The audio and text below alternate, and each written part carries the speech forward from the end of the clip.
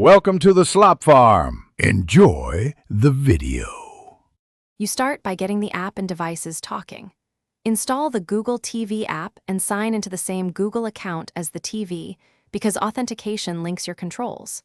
Once done, make sure both phone and TV are on the same Wi-Fi network. This is how they discover each other. Put the TV or Chromecast into pairing mode and watch for the device name. Tap that name in the app to initiate pairing. The app sends a handshake, so the TV recognizes your phone as a remote.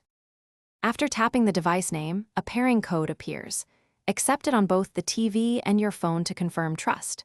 You'll then land on the remote interface. Use the D-pad for navigation and the keyboard for fast text entry, which is easier than on the TV. Use the volume controls or link to your receiver if supported. Once paired, customize shortcuts and enable haptic feedback so you get tactile confirmation when you press buttons. This improves speed and accuracy when navigating menus. To finish, leverage advanced features. Tap the mic for voice search, use Cast to send videos, and change inputs without the physical remote. These save time.